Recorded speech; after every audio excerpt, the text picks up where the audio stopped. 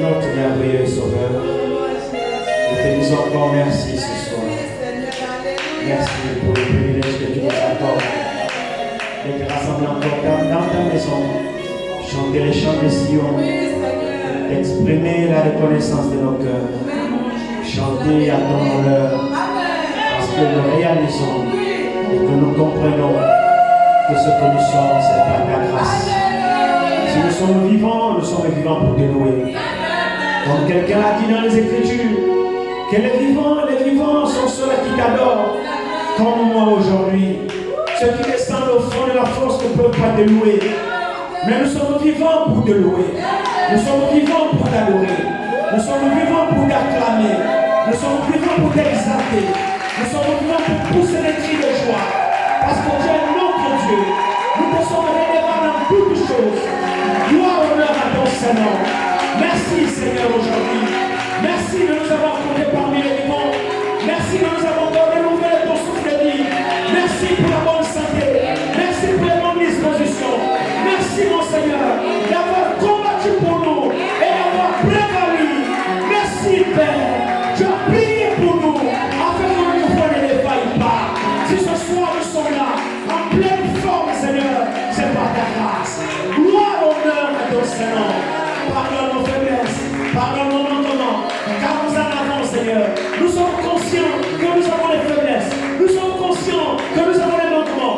Voici ce qui nous amène dans ta maison. C'est pour que tu puisses nous parfaire, tu puisses nous amender, tu puisses nous faire nous étaler, tu puisses nous nettoyer, purifier, sanctifier, nous préparer pour ton grand retour, Seigneur. Ce retour qui est imminent. Tous les signes montrent que tu es à la porte. Tous les signes nous montrent, Père, que ton retour est imminent. Nous ne voulons pas rater cet événement. Seigneur, c'est pourquoi le Père que nous êtes imparti, nous voulons le racheter au maximum pour, Seigneur mon Père, nous rapprocher encore de toi. Et ce soir, nous saisissons cette occasion que tu nous as accordée, Seigneur, pour être encore attentif à ce que l'Esprit voudra bien nous dire ce soir. Car tu es celui qui a dit, là où deux ou trois sont assemblés à ton nom, tu es là au milieu de nous. Et si tu es au milieu de nous, tu parles encore aujourd'hui. Ne manque pas encore de nous parler. Je te prie, Seigneur, dispose nos cœurs à t'écouter. Dispose nos âmes à te recevoir. Éloigne la distraction.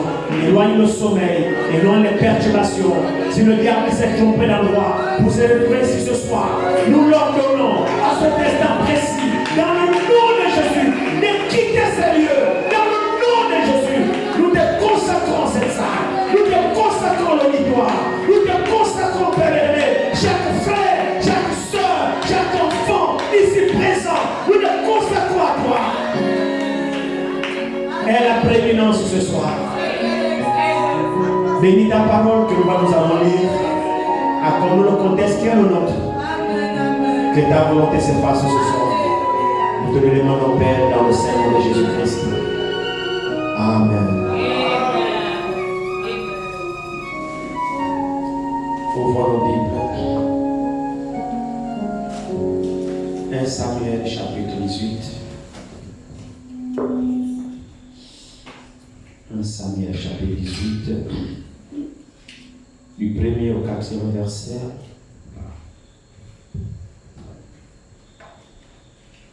Nous nous tenons debout pour honorer la parole de Dieu. Nous lisons. David avait achevé de parler à Saül, et dès lors l'âme de Jonathan fut attachée à l'âme de David. Et Jonathan l'aima comme son âme. Ce même jour, Saül retint David et ne le laissa pas retourner dans la maison de son père. Jonathan fit alliance avec David parce qu'il l'aimait comme son âme. Il ôta le manteau qu'il portait pour le donner à David et il lui donna ses vêtements, même son épée, son arc et sa ceinture. Que le Seigneur ajoute la bénédiction à la lecture de sa parole. Veuillez vous asseoir. Frère François, mets mon tableau s'il te plaît. L'amitié de Jonathan et David. C'est cela le titre. L'amitié de Jonathan et David. Vous allez remarquer que c'est le passage que nous avions lu hier. Et le Seigneur a encore mis dans mon cœur de revenir sur ce même passage. Nous voulons saluer les nouveaux venus parmi nous ce soir et témoigner notre gratitude et vous dire combien de fois nous sommes très honorés par votre présence. Ce n'est pas toujours évident de répondre aux invitations parce qu'il y a des occupations. Lorsque quelqu'un honore à une invitation pour venir dans un endroit comme celui-ci, c'est une marque de considération. Alors, nous, sur Rito, nous voulons vous exprimer notre gratitude. Soyez les bienvenus. Les choses peuvent être faites ici différemment de ce qui est fait dans les assemblées, mais nous demandons simplement d'être attentifs et de suivre. Nous faisons confiance au Saint-Esprit qui ne manquera pas de nous communiquer quelque chose selon les dispositions de nos cœurs. Je disais, comme je vous ai dit au début de cette semaine spéciale, que je n'ai pas un sujet particulier que j'ai à cœur pour pouvoir m'entretenir avec vous, mais je fais une expérience, c'est-à-dire je m'attends au Seigneur chaque jour et ce qu'il met dans mon cœur, je pense que c'est ce qu'il aimerait que nous puissions avoir comme enseignement. Et c'est comme ça, depuis lundi, que nous procédons. J'ai encore prié la nuit pour dire, Seigneur, c'est encore quoi la nourriture de demain? C'est quoi le menu spirituel demain? Ton peuple sera encore là. Qu'est-ce que tu voudrais bien que ton peuple sache? Et la pensée encore est venue sur le même texte d'hier, dont nous allons encore pouvoir nous entretenir et essayer encore d'enfoncer le clou. Amen. Alors le texte, c'est vrai que hier j'ai pas donné le titre, mais c'est le même titre, c'est l'amitié de Jonathan et de David. Alors hier, nous avions vu dans ce passage beaucoup de choses. On va peut-être essayer de récapituler pour mettre tout le monde au même diapason. Il s'agit de David, ce grand roi que Dieu a aimé, et nous savons que ce n'était pas lui le premier roi. Dieu était lui-même le conducteur d'Israël. En réalité, Dieu n'avait jamais voulu que quelqu'un soit à la tête de son peuple à part lui-même. Dieu n'a jamais voulu que les gens règnent au-dessus de son peuple. En réalité, Dieu est le véritable roi. Et Dieu a toujours voulu occuper la première place parmi son peuple. Alors Dieu a commencé à le faire au travers du prophète Samuel. Et c'est Dieu qui conduisait le peuple au travers de son serviteur Samuel. Donc la parole de Dieu venait à Samuel. Samuel disait, voici ce que votre Dieu veut, voici ce que votre Dieu veut. Et le peuple, effectivement, suivait les directives de l'Éternel au travers du prophète Samuel. Comme nous le savons tous que les prophètes, ce sont les gens ce sont la bouche de Dieu. Les prophètes, c'est la bouche de Dieu. Ce sont des voyants. C'est des gens qui parlent de la part de l'Éternel. Et quand un prophète parle, c'est toujours ainsi parle l'Éternel. Donc ce n'est pas ses propres pensées qu'il vous communique. Et la volonté de Dieu, c'est que le peuple de Dieu soit conduit par Dieu lui-même. C'est ça réellement la parfaite volonté de Dieu. Alors Israël, comme nous le savons, a été ce peuple que Dieu a choisi sur la terre, parmi les habitants, afin de pouvoir se révéler à toute la terre. Donc Israël est le peuple choisi de Dieu. Et Israël ce peuple, alors l'Éternel a voulu montrer ce qu'il veut au travers d'Israël à toutes les nations. Alors Samuel, effectivement, qui était le peuple, le serviteur de Dieu, conduisait le peuple selon les commandements de l'Éternel. Alors Israël, comme ils habitaient avec les voisins aux alentours, et ainsi de suite, qu'est-il arrivé à Israël? Israël a observé d'autres nations qui avaient des rois établis à leur sein. Et qui avaient des lois différentes, qui avaient des comportements différents. Et Israël voyait que les autres nations qui avaient des rois vénéraient ces hommes-là. Et le roi régnait sur eux, vraiment il dominait. S'il dit je veux ceci, le peuple court, je veux ceci, le peuple court, les gens se prosternent, lèchent les doigts du roi, ainsi de suite. Israël s'est mis à envier d'autres nations. Alors ils se sont lassés de la conduite de l'Éternel au travers de Samuel, le serviteur de Dieu. Parce que Samuel ne disait au peuple que ce que Dieu lui disait de dire. Alors il est arrivé que Israël s'est lassé de la conduite de Dieu. Et pourtant Samuel ne leur faisait rien de mal. Samuel n'était pas un aventurier. Samuel n'osait jamais dire au peuple quelque chose si sa chose ne venait pas de Dieu. Et comme vous et moi nous savons, Dieu ne nous fait jamais du mal. Dieu n'a jamais dit quelque chose de mal au peuple. Non. Alors le peuple s'est lassé de la conduite parfaite de Dieu au travers peuple a voulu copier les autres nations qui avaient un roi. Quitte à ce que ce roi les martyrise, quitte à ce que ce roi arrache leur femme, quitte à ce que ce roi vole leur argent, quitte à ce que ce roi les maltraite. Ils ont aimé, ils ont convoité les autres nations. C'est comme ça que le peuple s'est révolté contre Samuel. Ils ont dit, oh Samuel, bon écoute, nous on est fatigués de ta façon de nous conduire. Nous sommes aussi des êtres humains comme les autres. Non, Israël, vous êtes un peuple à part. Vous avez été choisi par Dieu pour ne pas vous confondre avec les autres nations. Israël, est-ce que tu peux le comprendre? Alors ils se sont mis à convoiter leur nation, la manière de se comporter, la corruption, le vol, les mensonges. Israël a aimé ça. Ils se sont rebellés contre Samuel. Oh Samuel, aujourd'hui, nous ne voulons plus de ça. Tu nous fatigues avec l'Éternel a dit, l'Éternel a dit, l'Éternel a dit. C'est à peu près ça aujourd'hui dans les assemblées. C'est difficile de trouver une église aujourd'hui qui reste sur l'alignement de la parole du début jusqu'à la fin. Dans l'enseignement, dans la pratique, dans la communion, dans tout ce qu'ils ont fait. C'est rare de trouver une assemblée qui soit fidèle à la parole. Amen. La tendance générale, c'est qu'on peut toujours associer un peu la théologie. La tendance générale, c'est toujours un peu l'influence du monde. Non, l'Église n'a pas été appelée à se confondre au monde. Non. L'Église doit sortir du monde. Alors au milieu de l'Église, le monde doit plus se retrouver. Mais vous allez remarquer aujourd'hui que l'Église est remplie du monde et de la mondanité. Qu'est-ce que c'est? L'influence qui rentre dans l'Église. Et cette chose-là ne l'a jamais aimé. Israël fut appelé l'Église. Et Israël était mis à part. Ils étaient conduits par l'Éternel selon les lois de Dieu et de Dieu seul. Ne pas se conformer aux autres nations. Ne pas imiter ce que les autres peuples font. Mais Israël avait un mandat de marcher et d'obéir seulement à Dieu et à Dieu seul. Alors il est Galilée qui se sont fatigués de la parole. Oh, toujours la parole, parlez-nous toujours la parole. On ne peut même pas jouer un peu, on ne peut même pas se balader un peu. Frère, le peuple de Dieu, c'est le peuple de Dieu. Le peuple de Dieu a vocation d'obéir seulement à Dieu. Alors Israël s'est fatigué. Ils ont convoqué l'homme de Dieu. Eh, Samuel, viens ici. Bon, nous sommes fatigués. Aujourd'hui, nous voulons un roi. Samuel dit quoi? Vous dites quoi là? Non. Nous voulons un roi. Établis-nous un roi. Samuel s'est senti touché. Quelque part, il s'est dit, ah, peut-être que je n'ai pas bien conduit le peuple. Peut-être, je les ai escroqués. Peut-être, j'ai demandé de l'argent. Peut-être, j'ai dit, faites-moi le marché. Peut-être comme les pasteurs font aujourd'hui, vous savez, hein? Vous savez, non? Achetez-moi la voiture, faites-moi le marché, payez-moi le courant, faites ceci. C'est comme ça. Mais Samuel a dit, mais pourquoi faites-vous une chose pareille? Qu'est-ce qui s'est passé? Que vous ai-je fait? Parce que Dieu, vous ne le voyez pas.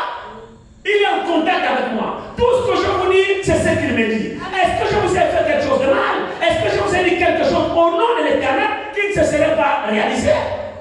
Est-ce que je vous aurais dit quelque chose de la part de l'Éternel plus que je suis son prophète?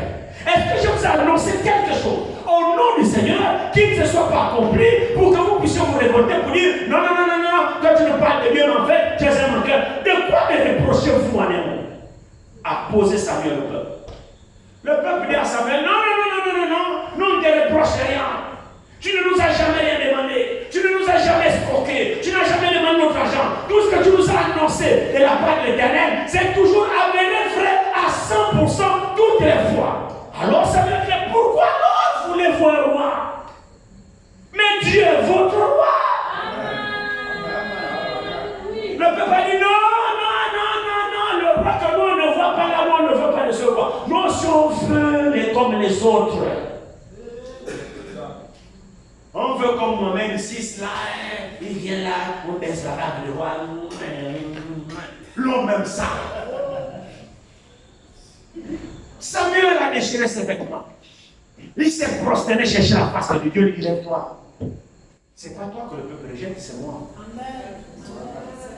C'est bizarre et c'est curieux que le peuple de Dieu rejette son Dieu.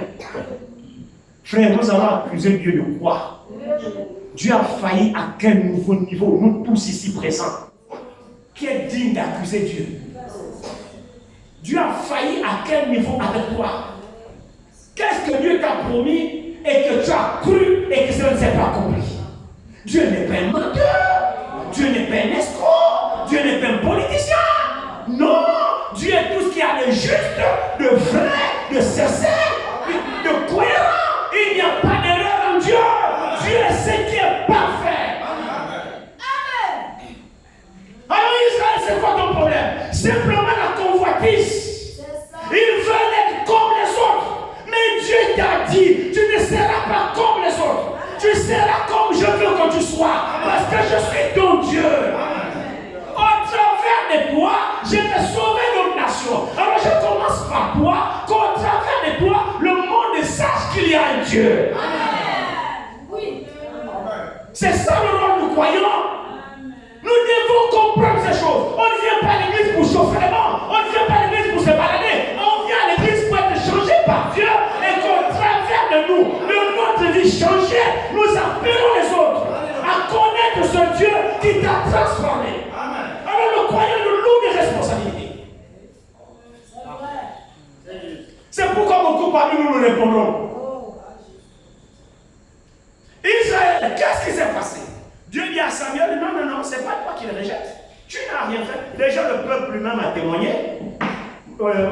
Samuel a dit, mais que vous ai-je fait? Ai-je pris vos filles un jour? Non.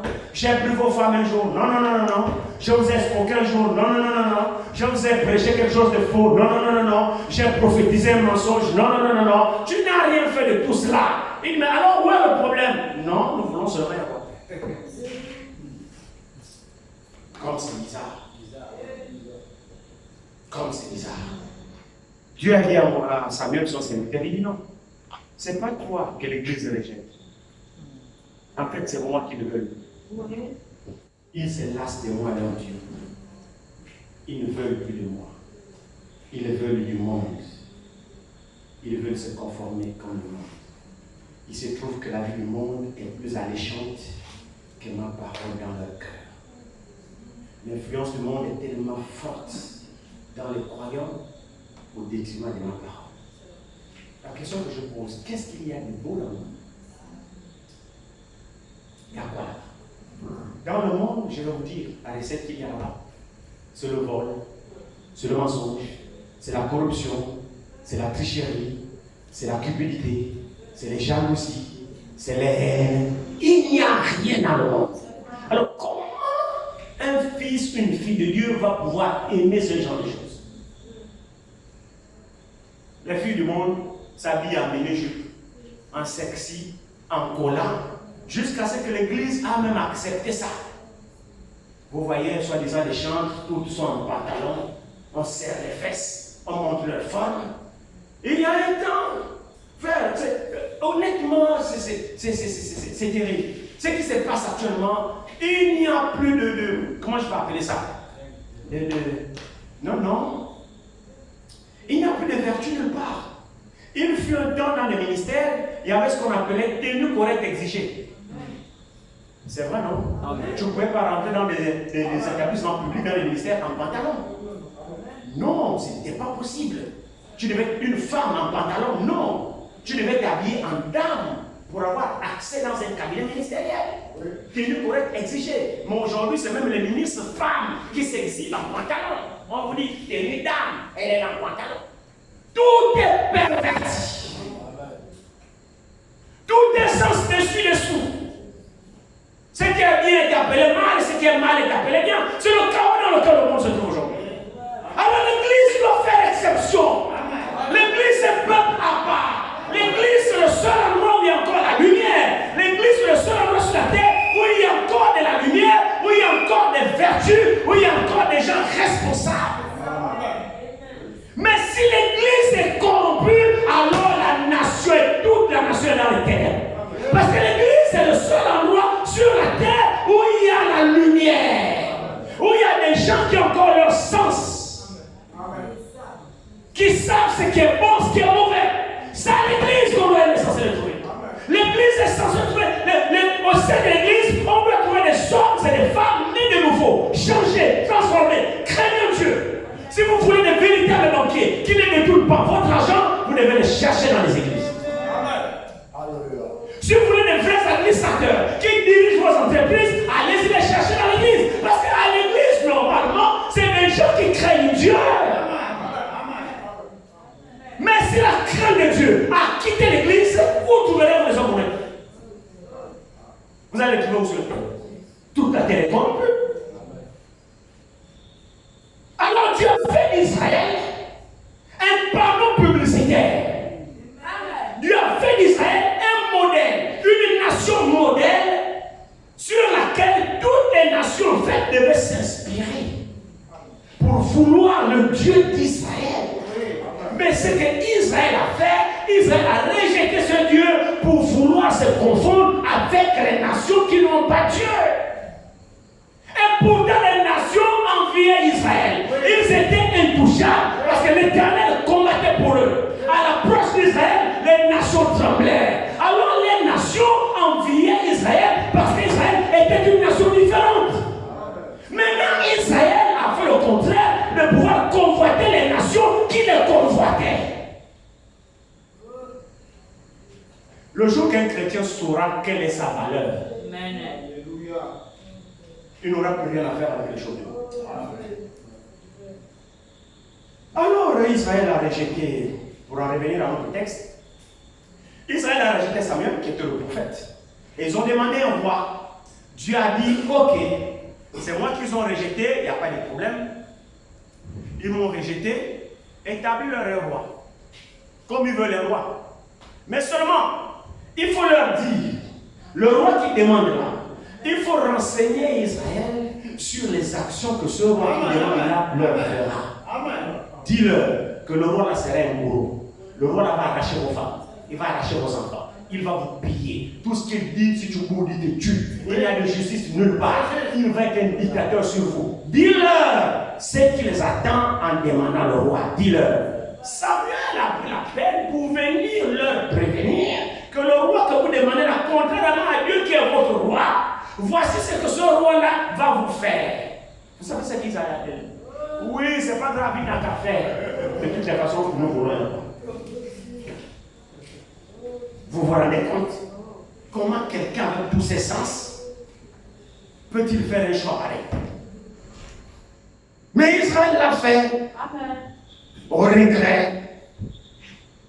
Israël l'a fait. Alors, c'est ce qu'on appelle la volonté permise. Amen. C'est-à-dire, Dieu leur a permis. Il existe deux volontés. Il y a la volonté parfaite, Amen, qui est la volonté de Dieu. Amen. Et il y a la volonté permissive, qui est la demande des hommes. Amen. Dieu la leur permet. La demande des hommes. Dieu laisse, Dieu permet. Ce n'est pas que Dieu agrée, non. Mais à cause de votre insistance, Dieu vous donne. Dieu vous donne ça.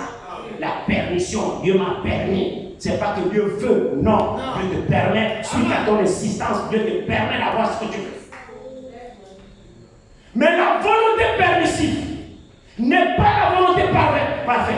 Et Dieu n'agréera jamais la volonté permissive. La volonté permissive, Dieu va vous permettre de l'avoir à vos risques et périls. C'est pourquoi un chrétien ne demande pas la volonté permissive. Et il y en a beaucoup qui vivent dans la volonté permissive. Ils vont vous dire, non, c'est Dieu qui m'a donné, c'est Dieu qui m'a donné. D'accord, mais Dieu t'a donné parce que tu as insisté. As-tu demandé sa volonté à lui? Point d'interrogation. Beaucoup de chrétiens aujourd'hui n'aiment pas la volonté parfaite de Dieu. Parce que la volonté parfaite de Dieu vient à l'encontre de ce que toi tu fais. Amen. Souvent quand nous prions, on dit, Seigneur, que ta volonté soit faite. À partir on ne dit pas. On dit, Seigneur, donne-moi, Seigneur, donne-moi, Seigneur, donne-moi, Seigneur, je veux. Qui signe sa prière après tout ce chapelet de demandes que tu adresses à Dieu? Qui signe sa prière? Seigneur, malgré tout ce que j'ai demandé là, que ta volonté soit faite. Qui dit ça? La petite phrase là, les chrétiens ne l'aiment pas. Parce que tu présentes avec tout un chapelet de doléances. Tu t'arrêtes là. Mais qui te dit que tout le chapelet de doléances là, c'est la parfaite volonté de Dieu pour toi? Tu n'en sais rien. À cause d'insister, Dieu te permet. Après tu vas dire, ah, Dieu m'a dit, non, Dieu n'a rien à voir là-dedans. C'est toi-même qui fais ça. Alors Israël, suite à la résistance, malgré l'avertissement, Israël a dit, on s'en fout de ça. Qu'ils viennent aussi nous faire, nous viennent nous mater, c'est pas grave. Mais on veut quand même être comme les autres, avoir un roi physique là, on doit le vénérer, on doit ramper devant lui, comme les autres font, et on a le goût comme on voit les autres. Il dit à Samuel, établis le roi. C'est là où Samuel a établi Saül, le fils de Kis. Voici le premier roi que Israël a demandé. Dieu leur a donné Saül, le fils de Kis. Notre fameux Saül que nous sommes entretenus sur lui hier. Il fut le premier roi à la demande d'Israël. Et nous voyons que Saül établi roi suite à sa marche que nous avons vu hier. Il n'a pas persévéré dans la voie de Dieu, il a désobéi. Et Saül était le choix du peuple. Ce n'était pas le choix de Dieu. Malgré que Dieu était le véritable roi, mais Dieu devait avoir un homme lui-même qui devait choisir à la place d'Israël pour établir le roi selon son cœur. Amen. Et cet homme n'était pas Saül. Cet homme était en réalité David. Mais ce n'était pas Saül. Mais sous la pression du peuple, Dieu leur a accordé Saül. Et quand Saül était venu, Saül a fait du mal au peuple. Saül n'a pas marché selon les voies de l'Éternel. Saül n'a pas conduit le peuple comme il se doit. Et comme nous avons vu hier, c'était à l'époque de Goliath. Que le Seigneur même ce soir n'est pas être trop long. Je le dis toujours même. Je me laisse conduire. Alors Goliath, cet ennemi, ce bourreau, comme nous savons, le chef des Philistins, les ennemis d'Israël, ce Goliath, effectivement, a défié l'armée d'Israël, a défié Israël, parce qu'Israël a rejeté Dieu. Et comme Israël a rejeté Dieu, a rejeté la conduite de Dieu, Dieu les a suscité des ennemis. Et Israël ne faisait plus peur à personne. Quand Israël avait Dieu comme roi, Israël était inattaquable. Ils étaient invincibles. Mais à partir du moment où Israël a demandé à ressembler comme les autres nations, Israël, ce n'est pas Dieu qui a abandonné Israël. C'est Israël qui a abandonné Dieu. Et quand Israël a abandonné Dieu, alors Dieu a abandonné Israël. Frère, ce qui fait la force du peuple de Dieu, c'est la présence de Dieu. Si Dieu n'est pas au milieu de vous, vous ne valez rien.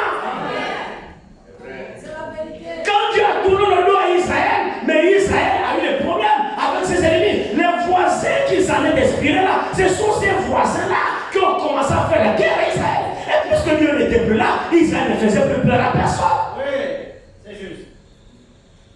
Les Philistins les mataient. C'était tout le temps guerre sur guerre, guerre sur guerre, guerre sur guerre. Il n'y avait de paix nulle part. Jadis, Israël s'aimait inspirer la terreur de ses voisins. Mais quand ils ont rejeté l'Éternel, Israël n'inspirait plus la terreur. N'importe qui l'attaquait. Jusqu'à ce que les Philistins, effectivement, ont commencé à les agresser. Au milieu des Philistins, il a apparu un chef, Goliath, le géant, qui a lancé des défi à Israël. Comme nous l'avons vu, pendant 40 jours. Goliath a dit, écoutez, moi je n'ai pas besoin qu'on s'entretue. J'ai besoin d'un leader chez vous. Moi, je suis leader dans mon camp. Sortez Dieu pour ce leader et lui et moi, on livre le combat. C'est lui qui sortira vainqueur, alors chaque camp sera sujeté au vainqueur. Goliath a dit, moi je suis le vainqueur de chez moi. Sortez-moi un. En dépit des défis lancés par Goliath, l'armée d'Israël, en dépit de leur nombre, de leur grade, de leur formation, personne n'était capable de relever le défi à Goliath. Personne. Et l'histoire a duré pendant 40 jours, comme nous allons vu hier. Israël était incapable. Mais c'est normal. Ils ont rejeté Dieu. Israël n'avait plus Dieu. C'est ça les conséquences quand nous abandonnons Dieu. Amen. Quand nous abandonnons Dieu, à la place, nous étions que défaite sur défaite, défaite sur défaite, défaite sur défaite. Mais malgré tout cela, comme le messager le dit, Dieu ne manque pas les témoins. Il y en avait un qui n'était pas dans leurs histoires là, qui gardait son cœur pur devant Dieu, qui a fait des expériences avec Dieu. C'était le jeune David, le Benjamin de toute une famille. Alléluia. Il ne faisait même pas partie de leur armée, mon frère, ma soeur. Tous ses frères étaient des militaires, sauf David. Ses frères sont partis en guerre. C'était des gens de guerre, sauf David. David, lui, était un berger. Il n'avait aucune expérience militaire. C'est curieux, ça. Comment Dieu fait les choses? David n'avait aucune expérience militaire. Il n'avait aucune formation militaire.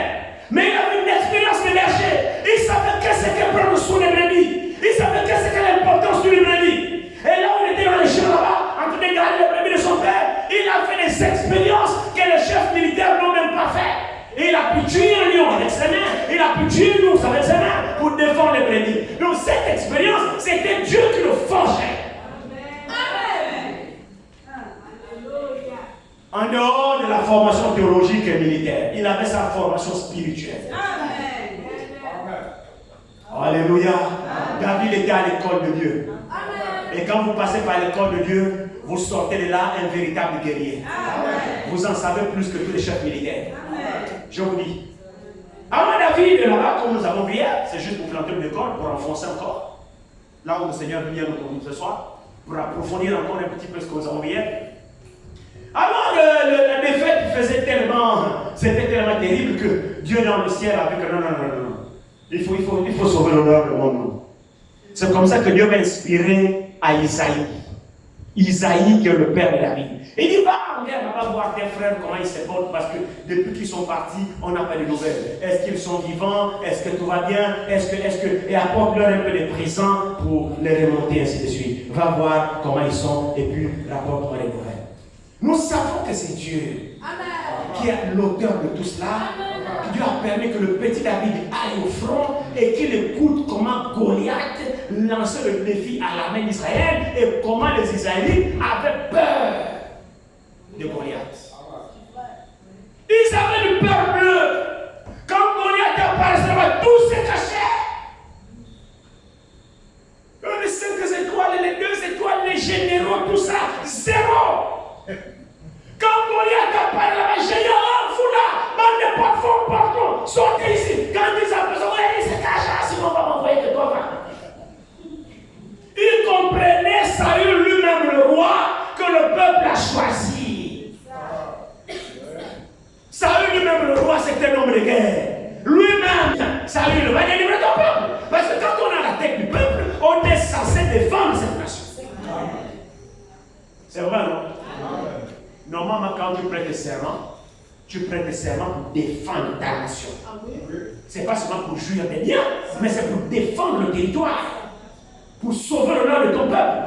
On n'est pas à la tête seulement pour faire le malin. Non, tu es garant de la stabilité du pays. Tu es garant de la sécurité du pays. Tu es garant des frontières du pays. C'est ça le chef d'État. Alors, Saül fut roi. Assume tes responsabilités. Il y a quelqu'un qui vous défie. Monsieur le roi, vas-y, relève le défi. Lui-même, il a peur. Tous ces généraux ont peur. Il n'y a personne qui aille défier les Philistins. Notamment Goliath. Israël était humilié, frère. Était insulté. Toute une nation.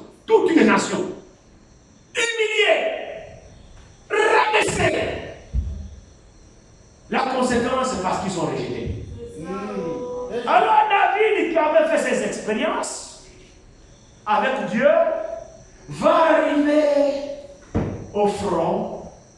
Et quand il arrive pour apporter à manger à ses frères, voir comment ils vont, et ça coïncide avec le défi que le Philistin, les circoncis, est en train d'insulter le peuple de Dieu.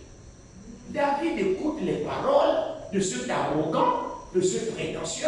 Sortez ici, bande de peureux. Vous dites que vous avez Dieu, non? Il est où votre Dieu?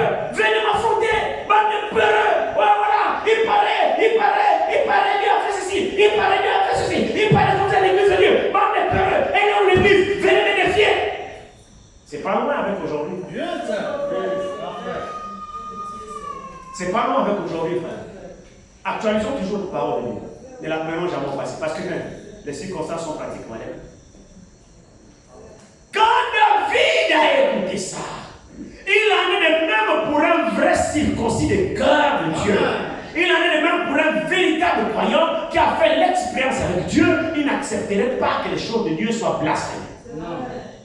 Il ne supporterait pas qu'il voit dans l'église des frères jouer avec l'homme de Dieu, les sœurs, jouer comme ça. Il y a n'importe quoi du désordre. Quelqu'un qui a rencontré Dieu n'acceptera jamais le boucan, ni le péché, ni la désobéissance d'aucune manière.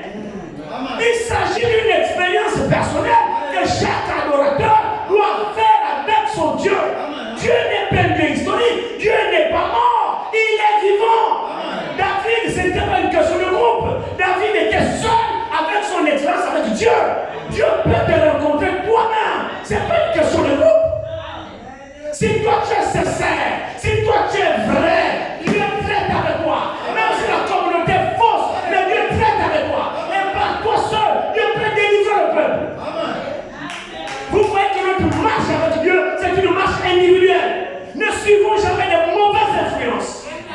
Si un frère ne marche pas avec toi, ne te laisse pas influencer par lui, peu importe ce qu'il est. Choisissons les bonnes influences. Si une soeur n'est pas digne, elle propose des actes qui ne sont pas dignes, ne marche pas avec une telle soeur. Parce que la Bible dit, de mauvaises compagnies corrompent des bonnes mœurs. Il y a des bonnes influences, il y a des mauvaises influences. Remarquez que David n'était pas seul dans sa famille. Non, Isaïe avait 8 enfants. David était le 8e. Remarquez que David n'avait rien de commun avec ses frères. Pourtant, ils avaient tous le même père. Mais David avait sa vie. Donc c'est possible. C'est possible que chacun, effectivement, fasse le choix, évidemment, de marcher seul avec son Dieu. Maintenant, s'il y a une autre qui marche comme ça avec toi, alors vous marcherez ensemble. Parce que la profondeur appelle la profondeur. Si vous avez les mêmes aspirations, vous vous allierez ensemble. David était solitaire, évidemment. Parce qu'il ne trouvait pas son compte chez ses frères. Ses frères, c'était une bande de critiqueurs. C'était ceci, ils aimaient tous se faire voir, ainsi de suite, ainsi de suite. David, lui, n'avait pas ces ambitions-là. David, lui, avait un cœur pur. Non, David était quelqu'un d'autre. Les dispositions du cœur de David étaient autres. Et Dieu voit ce qui est dans chacun. Et c'est avec ça que Dieu traite. Ce n'est pas le match vu qu'on fait là. Hein? On veut se faire voir devant les autres. Pour qu'on sache que moi je suis un frère. Pour qu'on sache que moi on n'a rien à foutre avec ça. Non. Le véritable juge, c'est Dieu. C'est Dieu qui voit ce qui est dans ton cœur. Et c'est ça que Dieu récompense. Et Dieu élèvera quelqu'un qui est pur dans son cœur. C'est celui-là que Dieu élèvera. C'est avec lui que Dieu traitera. Donc si nous avons quelqu'un que nous devons convaincre, eh bien c'est Dieu. Ne fournissons, ne perdons pas notre temps pour essayer de convaincre le frère ou la sœur. Non. Cherchons à convaincre Dieu. Et cherchons le témoignage de Dieu. Parce que toute l'église peut t'acclamer alors que tu es un faux. C'est vrai. Mais ça, c'est une possibilité. C'est vrai, non? La preuve en est que lorsque Dieu envoie Samuel à Bethléem, chez Isaïe, le père de David, il dit, va, j'ai trouvé un homme selon mon cœur. J'ai rejeté aujourd'hui Saül comme roi. Je l'ai rejeté. J'ai trouvé un homme selon mon cœur. Va dans la maison d'Isaïe, tu vas le trouver là-bas, tu vas le oindre roi. Alors quand le prophète est allé, il est arrivé chez Isaïe, Jessé. Il dit, où sont tes enfants? Eliab est sorti, le premier-né, costaud, grand. Lui-même, c'est comme ça que la Bible, c'est pour gagner du temps. Lui-même, Samuel dit, ah, certainement, c'est lui là le roi que Dieu a choisi. C'est parce que sa corpulence, il est beau, grand de taille, il peut faire l'affaire. Ça, c'est ce que lui-même dit. Alors Dieu lui dit, l'Éternel l'a rejeté. Shama, son deuxième frère vient. Shama arrive. Il dit, ah, peut-être que c'est lui que l'Éternel a choisi. Dieu lui dit, l'Éternel l'a rejeté. Et Dieu va dire à son serviteur, il dit, vous les hommes, vous regardez à l'apparence extérieure. Mais moi, Dieu, je regarde dans le cœur. De tous les fils d'Isaïe, les 7 n'avaient pas un bon cœur. Il se trouve que c'était le 8e de Benjamin. Tous les 7 qui sont passés, Dieu n'a pas choisi. C'est comme ça qu'il dit maintenant, Dieu ne se trompe pas. C'est bien dans ta maison que Dieu m'a envoyé, où il a trouvé un homme selon son cœur. Tu n'as plus d'autres enfants ici. Isaïe dit, si, il y en a un dernier, mais il est dans les champs avec les brebis. Il va le chercher. Nous ne quitterons pas d'ici avant qu'il vienne. On a envoyé chercher un. Quand le prophète a vu David venir, Dieu lui dit, le voilà. Alléluia. Le voilà. C'est lui l'homme, c'est l'homme au cœur. Ah, c'est merveilleux. Un être humain, le Dieu du ciel a donné que cet homme-là, il est selon mon cœur. C'est fort ça. C'est fort ça. On pouvait le voir par son comportement déjà. On pouvait le voir effectivement par son attitude. On voyait que David était différent de tous ses frères. Et ça aussi, ne le fabriquez pas. Nous naissons avec des prédispositions d'adorateurs. C'est pour cette raison, mon frère, on ne force pas un enfant de Dieu d'adorer Dieu. Quand vous commencez déjà à tirer un frère, force, sœur, allons à l'église, ah, toi, c'est ça pour longtemps que tu m'as, frère, allons à l'église. Bon, enfin, je ne doute pas, je ne veux pas juger, mais c'est suspect. C'est suspect. Parce que moi, ce que je sais, c'est qu'un fils de Dieu, une fille de Dieu a des prédispositions à prier. Et quand l'occasion lui est donnée, il sauterait sur l'occasion. David avait déjà des prédispositions d'aimer. Il a commencé à exercer cela par les boutons. Au point où la vie de David ne portait pas par rapport aux boutons. Un lion vient de Rome, une brebis de son père. David, avec le poids de la responsabilité, la confiance que son père lui a confiée de veiller sur les brebis, alors David, de l'autre côté, voyait la confiance des papas, et de l'autre côté, la responsabilité du troupeau, il a préféré sacrifier sa vie. Il dit, il n'y aura aucune brebis sous ma responsabilité qui se perdra. Ne voyez-vous pas les caractéristiques de Christ? C'est David. Alors David, après avoir fait ses expériences, effectivement, et Saül lui a rejeté Saül, Goliath a lancé des défis, il n'y avait personne pour relever le défi, ainsi de suite. Alors David arrive, il écoute comment le Goliath insulte l'armée. David écrit dans son cœur, touché, blessé dans son âme. Il dit, mais ça c'est quel incirconcis qui ose insulter l'armée du Dieu vivant? Comment ne se lui jamais vu? C'est lui jamais vu, le Dieu que moi j'adore. Attends, ça c'est notre Dieu qu'on insulte, ou bien c'est le Dieu que moi j'adore. C'est ça l'attitude de quelqu'un qui sait de quoi il parle. C'est ça l'attitude de quelqu'un, d'un vrai adorateur. Il ne mérite pas faire qu'on joue avec son Dieu. Alléluia. Frère, on ne plaisante pas avec Dieu. Dieu, c'est une question de vie ou de mort. Dieu a besoin des gens qui sont sincères, des gens qui sont vrais, des gens qui le mettent à la première place, pas des gens qui jouent avec son nom. Et c'était David. David a dit, je vais relever le défi. Il dit, demandez-moi, qu'est-ce qu'on donnera à celui qui va aller combattre cet incirconcis-là, cet impoli-là? Dites-moi, quelle est la récompense? Oh, certain de ce qu'il était. David savait qu'il avait Dieu. Alléluia. David, frère, ne faisait pas le malin comme ses frères l'ont taxé. Tu aimes toujours te faire voir. Non, c'est vous qui voulez vous faire voir. David ne voulait pas se faire voir. David n'acceptait pas le propre qui était déversé sur l'église. David était celui qui est venu laver le propre de l'église. Puisse-t-il avoir beaucoup de David dans l'église de Dieu? Que l'église de Dieu soit constituée de l'église. David ici, ce n'est pas le nom, mais ce sont des dispositions de l'esprit. Que nous soyons animés de telles dispositions. Voici les cœurs que Dieu travaille avec. David a relevé le défi. Nous avons expliqué tout cela hier. Mais de quoi s'agit-il en réalité? Nous voyons que dans l'action de David, c'est une action prophétique. L'action posée par David est une action prophétique. C'est-à-dire, c'est une action qui préfigurait Christ. Amen. C'est pas pour rien qu'il a dit qu'il est le Père de Christ. Jésus est le fils de David. L'Écriture le dit. Jésus est le fils de David.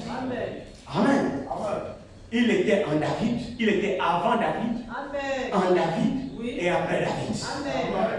Donc celui qui agissait dans David, c'était Christ. David ici voilait une étape de Christ, voilait une vertu de Christ. Quelle est la vertu dont David voilait de Christ? C'était la vertu de sauveur. David ici s'est présenté en sauveur d'Israël. Israël était torturé par un ennemi appelé Goliath. Toute la nation israélite, en dépit de leur nombre, ne pouvait pas se défaire de Goliath. Alors Israël était assujetti à Goliath. Il fallait à Israël un sauveur. Et ce sauveur, c'est fut David. C'est pourquoi lorsque David vient porter le propre d'Israël. Il va pour laver le propre d'Israël. Il rencontre Goliath, il tue Goliath. La victoire n'était pas la victoire de David, mais la victoire était la victoire d'Israël sur les Philistins. Et c'est l'acte que Jésus a lui imposé. Nous étions tous vaincus dans le péché. Nous étions tous en prison, en captivité, dans la mort, dans la souillure, dans le péché. Aucun homme n'avait le pouvoir de vaincre le péché de l'homme. Le péché, c'est notre adversaire commun. C'est le péché qui nous humilie, frère. C'est la vérité. C'est le péché qui nous humilie. C'est le péché qui nous fait manger la boue. C'est le péché. Aucun homme n'a la victoire sur le péché. Alors toute l'humanité croupissait sous le pouvoir du péché. Alors l'humanité avait besoin de sauveur. Amen. Ce sauveur fut Christ. Alléluia. Le sauveur de l'humanité fut Christ. C'est Christ qui a vaincu notre Goliath. Maintenant, regardez très bien ici. Regardez très bien. Lorsque Goliath, effectivement, David a vaincu Goliath, il lui a tranché la tête. Nous avons vu ça hier. On va essayer d'avancer. Il a tranché la tête. Alors il a pris le trophée, la tête de Goliath, dans sa main. Il est allé devant le roi. Dans la maison du roi, Saül en question qui était déjà déchu. Mais il garde encore le trône, sans puissance. Alors David arrive, il dit au roi, voici le trophée effectivement de l'homme qui vous a piétiné pendant 40 jours. L'homme qui vous a fait mordre la poussière pendant 40 jours. L'homme qui vous a piétiné pendant 40 jours. Toute la nation n'était pas capable de lui tenir tête. Voilà la victoire aujourd'hui.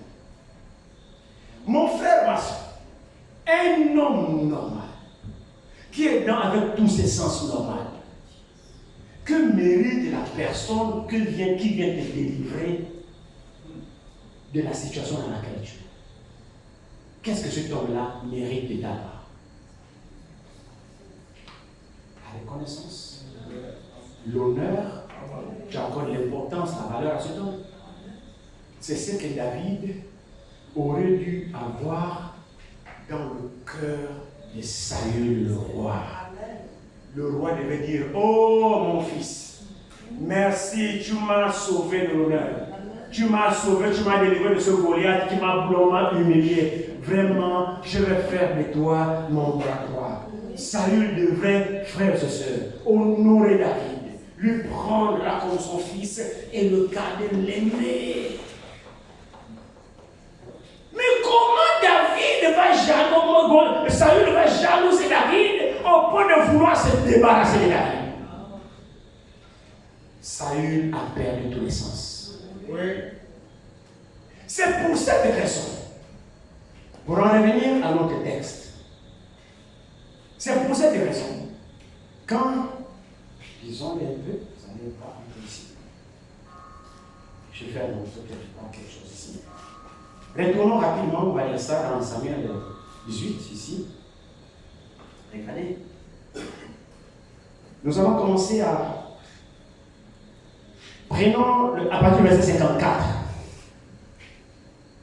1 Samuel 17, verset 54, à partir du verset 54, il est écrit: David prit la tête du Philistin et la porta à Jérusalem, et il mit dans sa tente les armes du Philistin.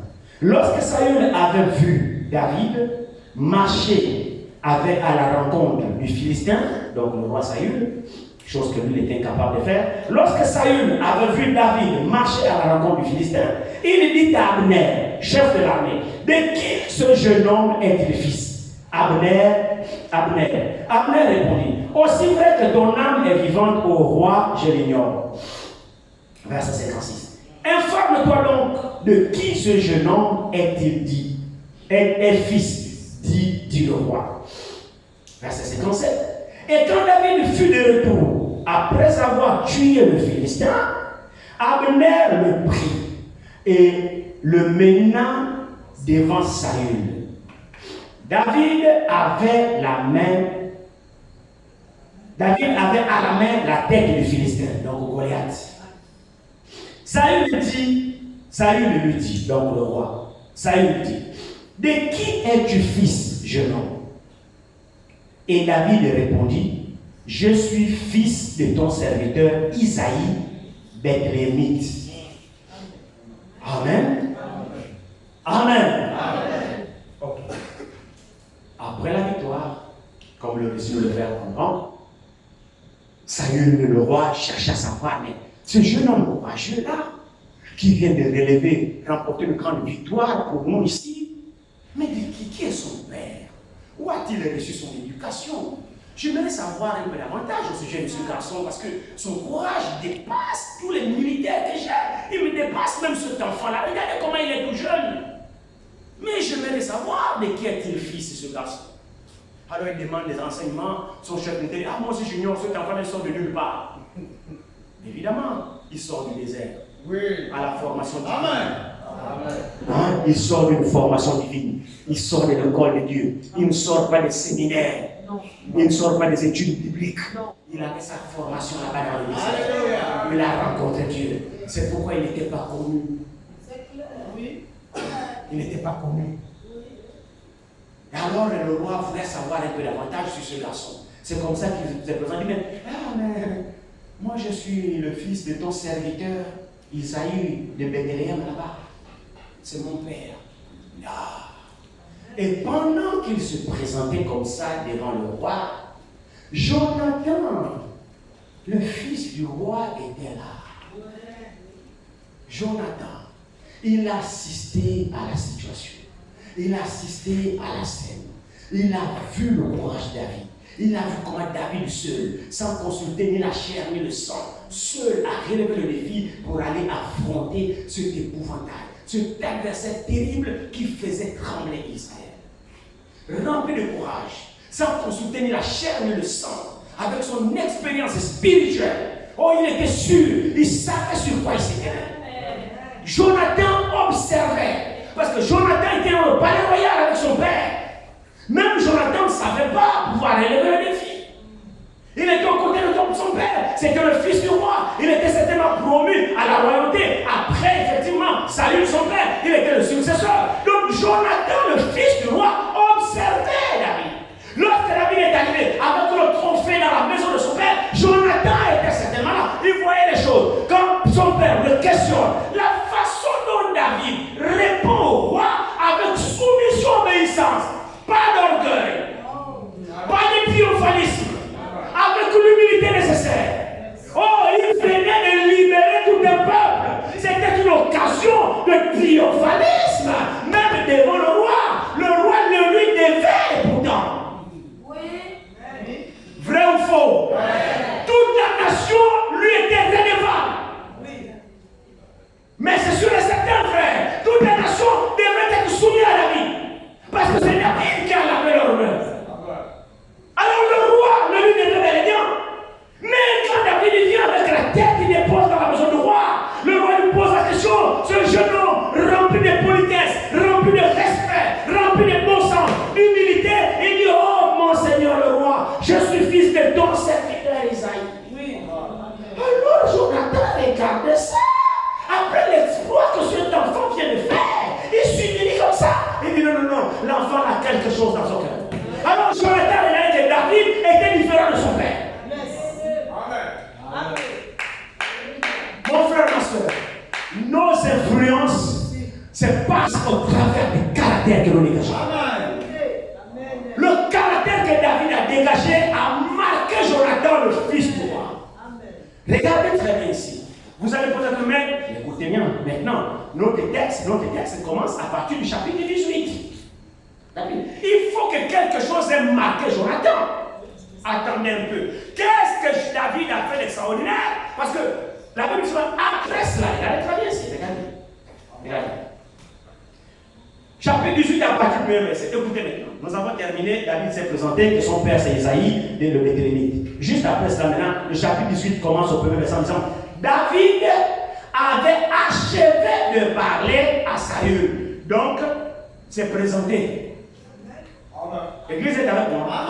Il venait d'achever de parler à Saül, donc le roi. Qu'est-ce que le roi lui a dit? Il a posé des questions de qui il est, il fils, ainsi de suite, lui sort, ainsi de suite. Donc, il a présenté ses civilités au roi avec politesse, respect. Il savait que c'était le roi. Il n'a même pas regardé la défaite. Il n'a même pas regardé la faiblesse du roi parce que c'était un incapable en fait. Ils ont les choses en face. Saül était un incapable. Oui. Oh, et David il savait que le roi était incapable. Oui. Mais il n'est pas monté sur son 31 ou sur son cheval à telle enseigne qu'il va manquer de respect à l'autorité. Non. La façon dont il a fait ses civilités au roi, c'est ça qu'a interpellé Jonathan après un triomphalisme, après une victoire triomphante comme ça. Ça a marqué Jonathan. Jonathan venait de goûter à la délivrance. Jonathan venait de goûter à la liberté. Parce qu'en réalité, ils étaient emprisonnés par Goliath. Personne ne pouvait sortir ni entrer. Goliath va te poursuivre. Donc ils étaient enfermés dans leur cabane.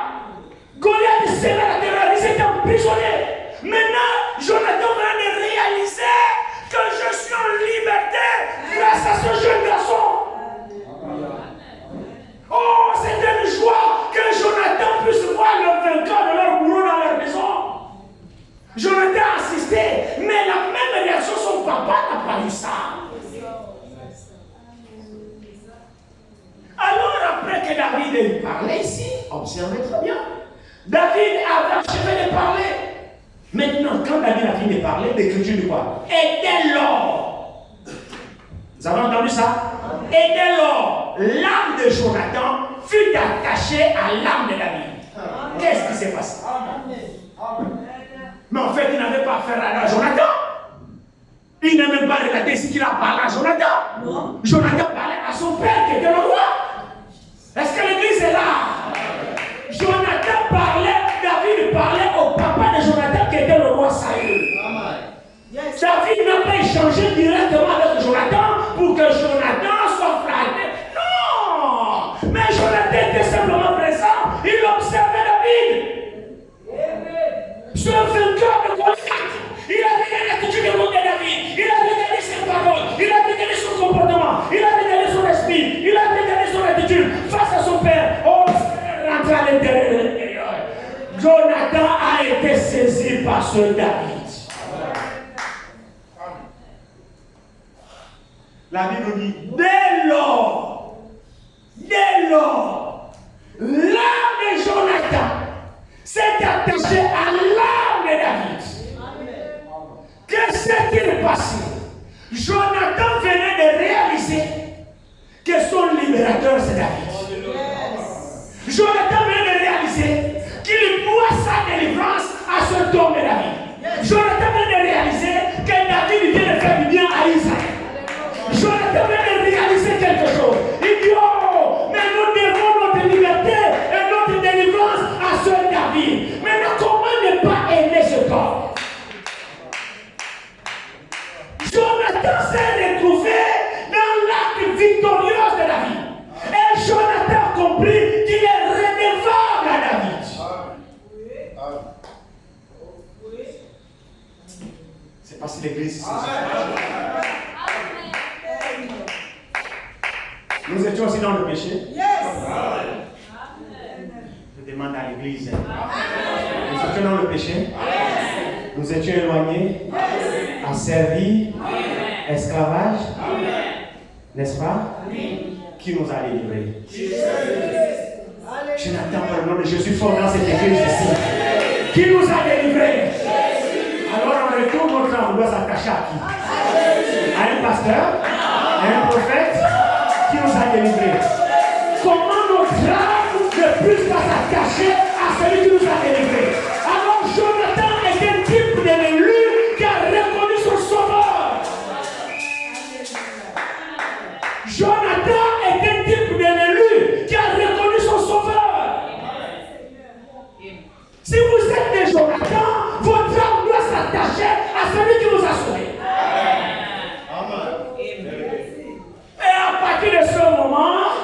Jonathan a conclu une alliance avec David.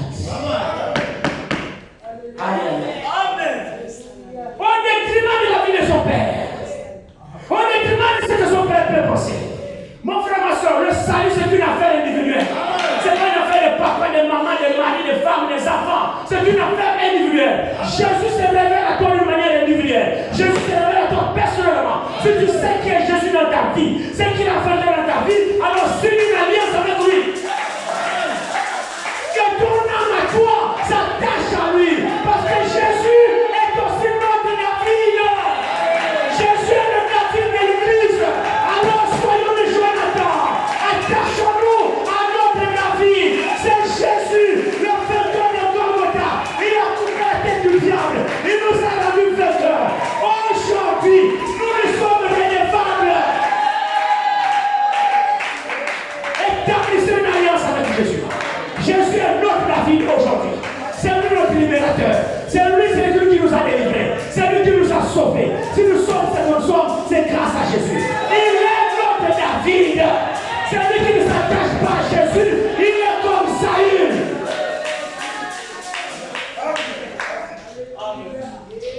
C'est une ingratitude. Saül est ingrat.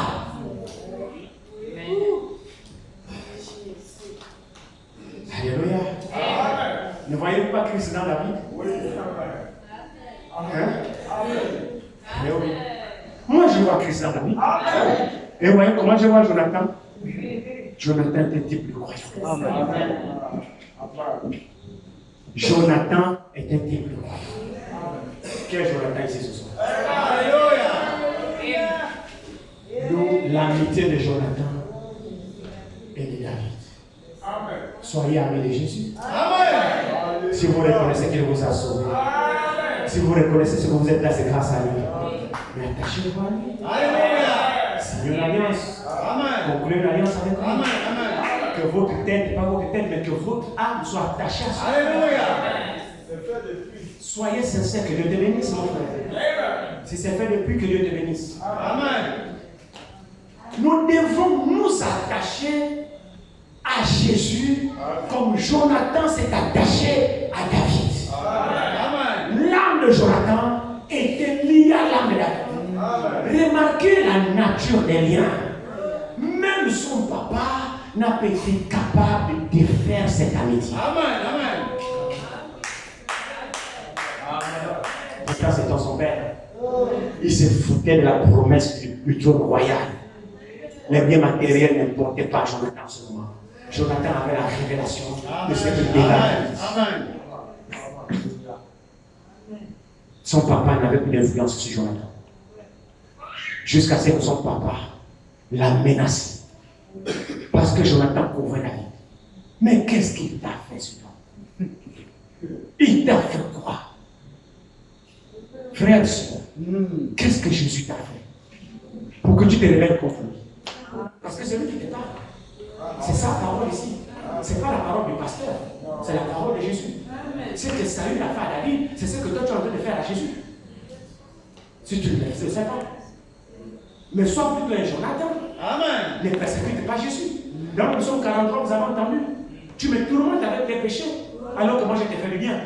Moi je t'ai délivré. Moi je t'ai sauvé. Je t'ai pardonné. Je t'ai aimé. Mais tu ne sais pas me tourmenter avec tes péchés. Hein? Tu me tourmentes avec tes péchés. Tu me fatigues avec tes iniquités. Mais c'est exactement ce que Saül a fait à Jésus, à David. David qui lui a sauvé, David qui lui a aidé, David qui a tout fait. En récompense, il persécute David. Il veut même tuer David. Est-ce que nous ne crucifions pas pour une seconde fois Jésus-Christ à la croix? Nous sommes à nouveau en train de tuer Jésus encore, à nouveau, par notre incrédulité. Il t'a dit, laisse ça, tu ne veux pas, ne fais pas ça, tu continues. Il t'a dit, ne te comporte pas comme ça, tu le fais en cachette, tu crucifies Jésus, toi pour ta part. Est-ce que Jésus méritait ça? Non. Est-ce que David méritait ça? Non. Que ton âme soit attachée à la personne qui t'a fait du bien. Alléluia. Attache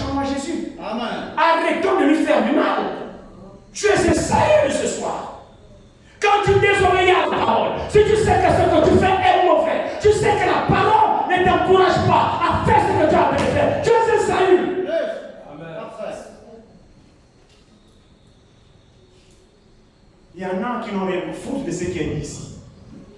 Il y en a qui continuent à jouer les têtus dans leur comportement. Il y en a, mais Dieu vous voit. Vous pensez que quoi? L'esprit ne parle pas cadeau.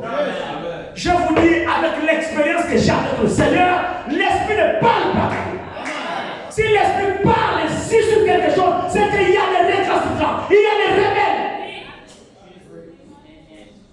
Mais cela ne tournera pas votre avantage. Si vous n'arrêtez pas ce que vous faites, vous ne savez pas ce que vous faites, mais vous ne serez pas vainqueur.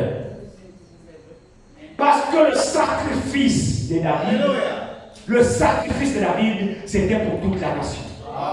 David a risqué sa vie. Goliath n'aurait fait qu'une bouchée de David. Mais si David l'a fait, c'est par l'amour du pays, par l'amour de la nation, par l'amour de son peuple. Il n'a pas supporté que son peuple soit piétiné. David pourrait s'en foutre, il n'a rien à foutre.